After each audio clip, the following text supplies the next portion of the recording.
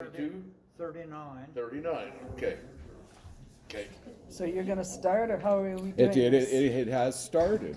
Well, you have to explain to us. Well, what we're wanting is Arnold to share with us his early years, and we will do more of these. So this is just the first of many to come. So, Arnold, were you born hatched? How did you get on our planet? How did you come into being? Albert Strobel married Lena Ziegler, and that's, And that love How- relationship. so I was born in 1932. How many siblings do you have? I had 5 siblings. And where do you fit? I'm the oldest. You're the oldest. Then comes my sister, Okay. and then twin. What's her name? Her name is Viola, Okay. and then twin brothers followed. 1936, they were born, and then in 41 and 2, my 2 youngest brothers were born, Arthur and Roland. By the way, Arthur was named after Uncle Arthur, or Uncle Art Dobler, Arthur Paul, the whole thing, Arthur Paul. Roland James is the youngest. Viola Catherine. Oh, and by the way, when they named me Arnold, Grandpa didn't like that name. He said I knew a fellow by that name, and he lied a lot. They didn't like Viola because Grandma said they had an old stubborn cow that was named Viola. She didn't suit her. Enough of that. Now, were you born at home? Right? You I were? can't answer that. You can't. I might have been, but they might have taken me over to Stratton, Dr. Cavey. Might have had I don't know. I Okay. honestly can't answer that. Okay. But I was pretty small, about 5 3/4 pounds, I think, and Dr. Cavey said, Lena, you don't have much of a crop. You kind of got a grasshopper crop. That's great.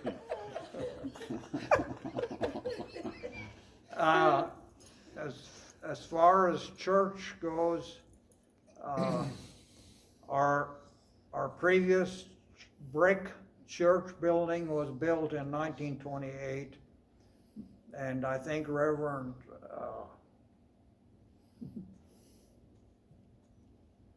Said, No, like you said I lost Minster? Minster? uh, That's what you said this morning was. Reister, Right? What's it? Reister, before that. Before Metke. Minty. Metke, Metche. Yeah. Metche was the pastor when that church was built. And he was still, he left at about the time I was born, I think. But I kind of remember him somewhat too, maybe. So maybe I was a year old maybe when he left, I don't know. But then Reverend Helzer, then Reverend Reiser, then Reverend Fife, and then I think Reverend Schur. He Good. confirmed Herbert Shaw, Leo Shaw, Donald Shaw, and Eleanor Nodal. And I don't know the names, the year for sure. And then comes the big class, which was actually, should have been 2 classes, but we were without a pastor when I should have been confirmed. And by the time Viola and Florence and, well, from the years 32 through 34. And so Reverend Rothenberger came, and he was our confirmation pastor. There were 15 in our class. Where'd you go to school? We went to church school here at the church in the base, I don't know, in the basement probably. Recesses were spent out here in the pasture. We all played softball, the whole class. And I don't know if we chose up sides or whether we just played workup, just, you know, 3 up to bat, and when you struck out or was put out, why then you'd move positions. You played first base, second base, and shortstop and all that. Yeah. It worked pretty good. We had a fine time on recesses. I think we went 2 weeks. Okay. Now, do you remember your first Sunday school teacher? Not for sure. Really? It might have been Mrs. Helder. Oh, okay. Okay. He was pastor when I spoke my first piece at Christmas time. And I was really too young, but when they said, has he got a piece? And Reverend Helzer said, no, but I'll think of one.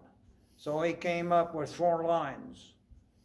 Arnold heiß ich, nicht viel weiß ich, mein Liedlein ist aus, dann geh ich nach Haus. It translates to, Arnold's my name, I don't know a whole lot, so when I'm done here, I guess I'll go home.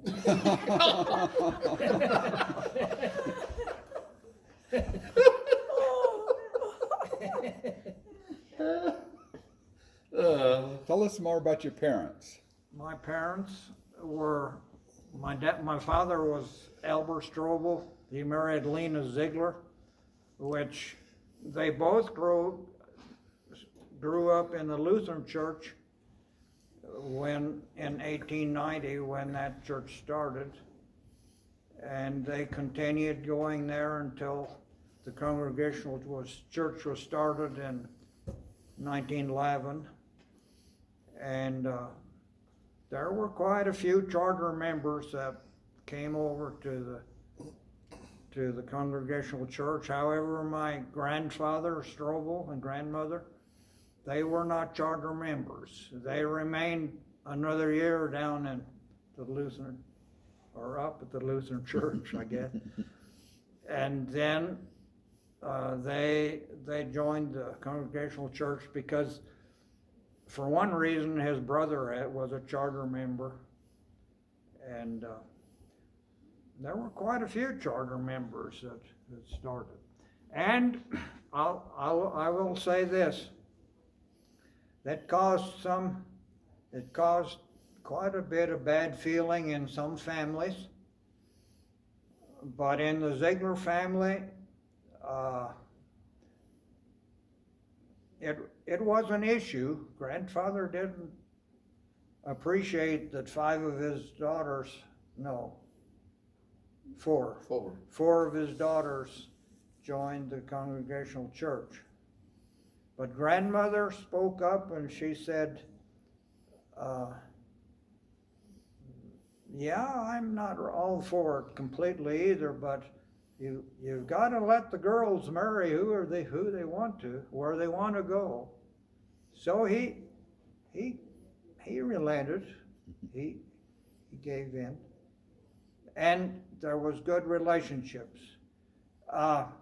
They lived southwest of us, about 3 miles or 4 miles, and the way was right past our door. It could be. There were several ways they could go to the Lutheran church, but the Lutheran church started maybe an hour earlier, and so they would come to our place and pass off clothes or just to visit a little bit, and then they would leave and go to their church. And Mom was pretty busy because she had, by that time, she had 4 children to get dressed, and so she was always busy getting someone ready to go to church. And then they'd stay a few minutes, not too long, and then they'd go to church and we'd finish getting ready and go to our church.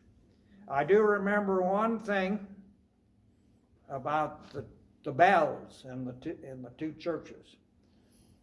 The bell in the Lutheran church was a brass bell, as I remember Dad telling it, and it had a tone that on a Sunday morning they rang it before church. I guess the janitor did that, and you could hear it out at our place. It really had a nice tone. And our bell, they'd ring it once in a while, but it was a cast iron bell. It didn't have that tone, and you wouldn't even hear it all the time. But I know Dad commented about that quite a bit. And tell us where the homestead was and what you remember about the homestead. Was about 4 miles southwest of here, and the land used to be owned by John Schmidtke, and the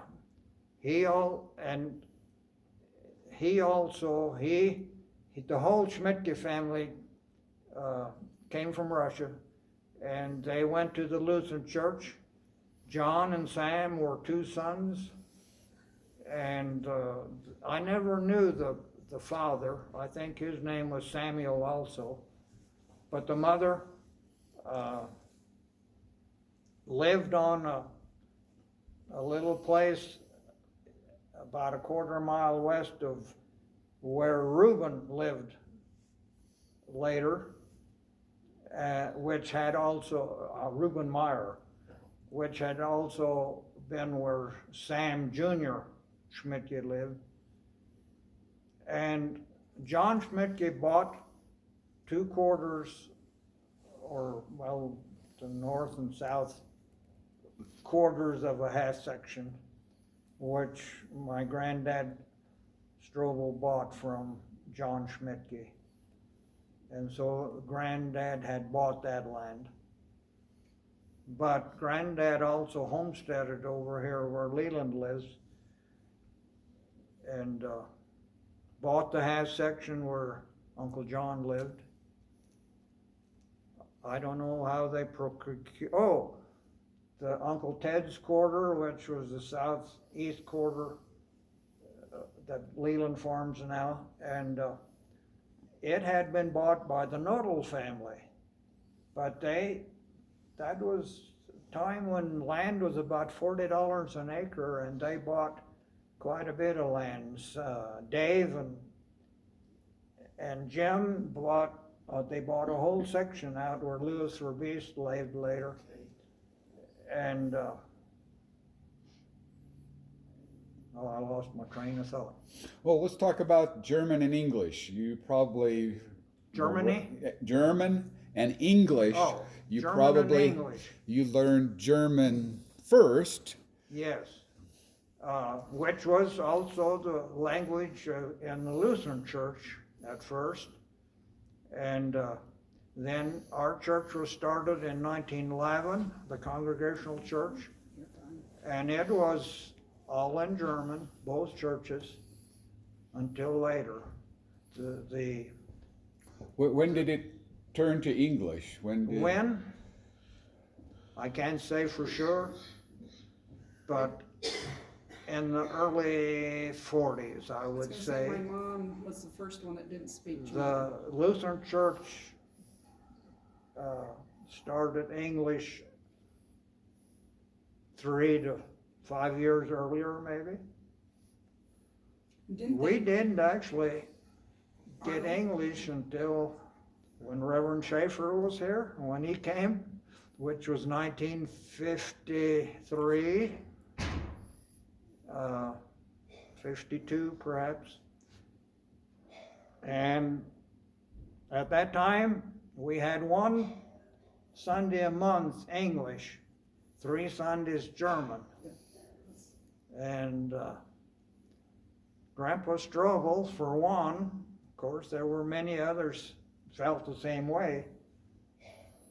1 Sunday start English, and then Reverend Schaefer had a hard time with German.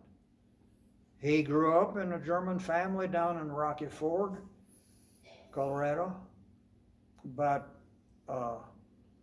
they must have changed to English before he went to seminary. But he was a faithful trooper and did his best. But it wasn't long, and it was half and half. 2 Sundays German, 2 Sundays English. And then pretty quick, it wasn't too long either. Pretty quick, it was 3 Sundays English and 1 German. And then my granddad, which he was quite vocal in that respect, he told Reverend Schaefer, he said, "You might as well preach all English. I can understand it better than your German." So it was kind of a sudden change once they started. I was gonna say, I was born in And 19 Reverend Schaefer left in 1953, so I was gonna say, I he was was born only here, huh? I was born in 1950, and they were doing all English by then. yeah, Yeah, it and Reverend was. Schaefer was the I preacher. felt for your mother. Yeah, She came to church faithfully with your dad, and I don't think she knew any she German didn't at know any all, German at all. but she came. Yeah, And looking back, my opinion is that they should have changed a little earlier, because there were quite a few river people that were interested in coming to our church, but you know, if you don't understand it, you likely won't come, you know. Like the Davis family, Lloyd Pugh, Okay. and by the way, they were English-speaking people. I think they were Welsh. I think they came from Wales. And, I don't know if I should say this, but the German people here in the community they thought a lot of those Welsh people, but they use the word, they're a little shallow. They don't think deeply like the German people.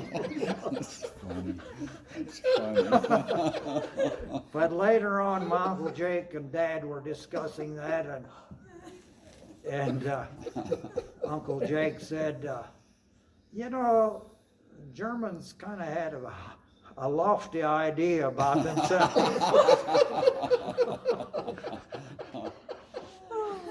Enough of that. Any other questions? Okay. Yes.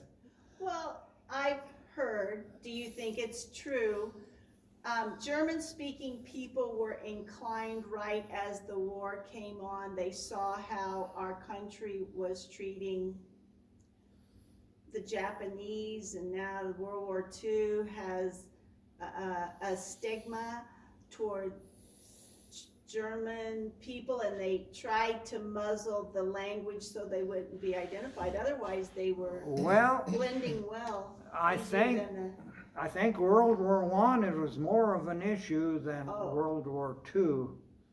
In the cities too, I think. But actually, in our community, World War II was not much of an issue. Our people were staunch for our country. They were very patriotic. And I don't know that there was ever any law called in or anything. No, I guess I didn't mean that. Oh. I just thought that they felt maybe they better be careful. And because the Japanese were not treated Oh. properly. I mean, Well, they didn't. yeah, they were completely American. I mean, the Japanese concentration camps didn't affect us in no way. Up Greeley and Yeah. that area, well, there were concentration camps pretty close, and I'm sure that that was more of a problem. Here it wasn't. You know, you asked about the German language.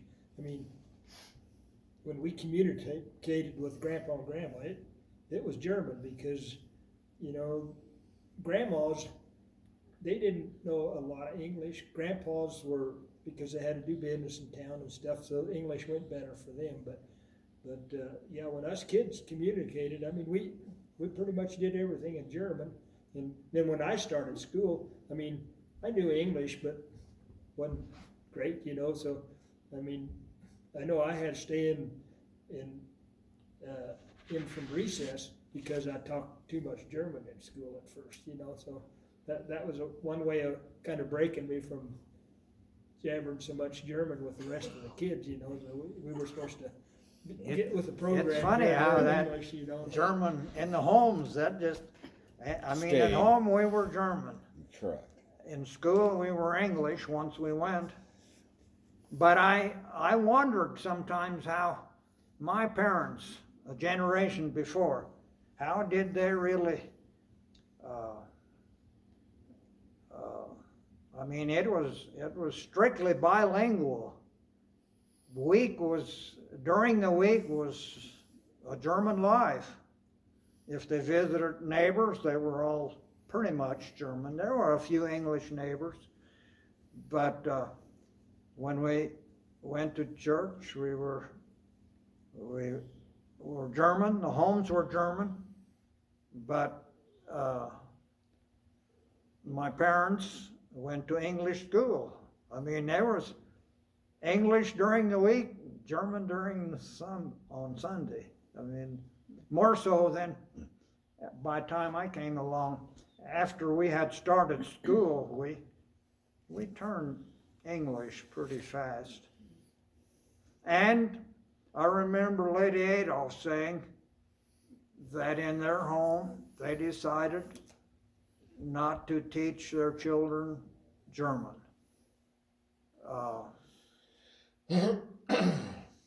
Because in school they were talking English. In our home it was a little bit different. Grandma, whether she knew it or not, but I mean, she was a little stubborn. And when we talked with Grandma, it was German. Didn't your grandpa Ziegler, he never spoke English much, did he? No, they were pretty much the same. However, well, they lived in, you know, they're about 7-8 miles from here, and they were closer to kind of getting to the Stratton area. It was only 12 miles to Stratton, and the community was Catholic, and they shopped in Stratton a little more, and Talk about transportation. You probably horse buggies and cars coming in. Not in my lifetime. It was all horse and buggy. I remember Uncle Emil saying when he was a little fellow, in Blanket, he said, "Well, I had it good. Grandma held me, a flap over my head." He said, "The weather didn't bother me any." But they were 4 miles to church, and winter weather, especially I remember stories about Christmas Eve. That was pretty wintry. The Graham family talked about it was a blizzard after the program. They drove their horses home on the blizzard. And Mr. Graham, his first name was Chris, he was gonna whip the horses along. He thought they weren't home yet, and so the horses just stopped. They were in front of their house. Yeah, no, those trips to church in the wagons, you know, Grandma, well, they had those soapstones they'd heat in the ovens, you know, and that's what they use for foot warmers, you know, on the way, you know. And the reason I remember those soapstones, because whenever I stayed with the grandparents, you know, that she always warmed the bed up with those soapstones. So when us kids would crawl in there, it was nice and warm, you know. And so, yeah, I mean, You spoil brat, you. oh, yeah, I mean, that, Arnold, Lydia Adolph and Dad used to talk about second Christmas, that they would go to church. Yeah, they celebrated second day of Christmas. Yeah, that was probably before your time, but And that was customary. Easter might have been the same, I don't know. Lloyd Graham told a story about second day of Christmas. The Grahams were shelling corn at Christmas time, and he said, "We're shelling corn second day of Christmas." So it kind of tapered off. I remember it well. they had church.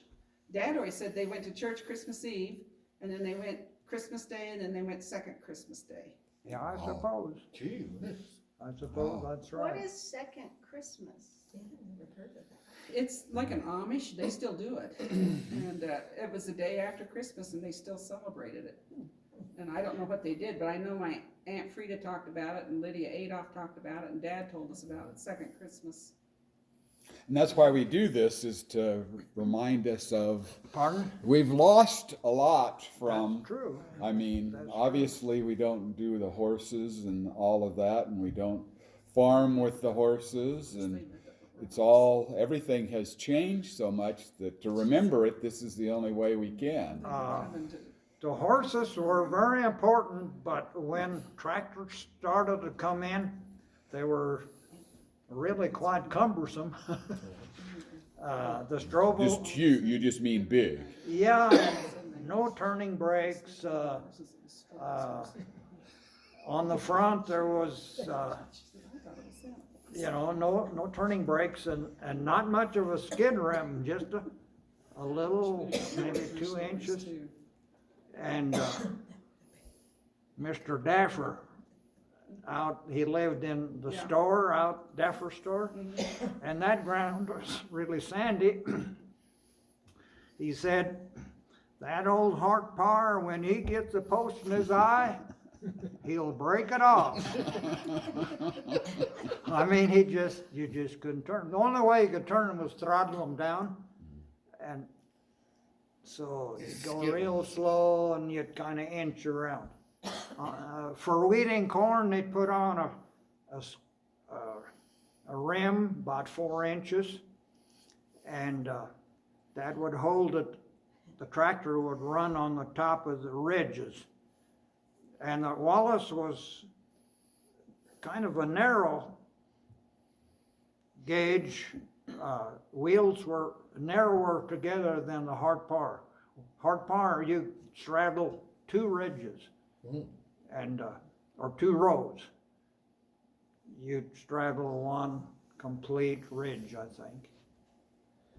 But by having that 4-inch rim, it held it on the ridge. They could do pretty good. The Wallace was kind of not quite centered because it was a little wide. But they had a guide, a disc, double disc guide, kind of like that, and it just dropped, you straddled 1 row, so the disc just dropped into the row, and that worked good. Really? Now for listing, they had a 3-row lister, and their guide was, they had it so they could switch it from one side to the other. And that had to be, they had 1 rope to lift that contraption up, and it was sticking up here when they turned to, I'm not looking at you too much. No, you're fine, I'm loving all of this, you're good. Anyway, that would guide your listing. It would drop over into the first row, and then that spacing was good, and it was important because, they weeded with horses, and 2 rows at a time. It straddled 1 row, so you know your ridges had to be pretty decent or else you couldn't weed. I think we can stop it now, but Okay. would you have anything you'd like to, for next Sunday, that you would be particular, that you would want to talk about? I can't think of it now, but if Tell 'em someone more. asks some questions, it'll. I was gonna say about next Sunday, maybe talk about school. School? Didn't you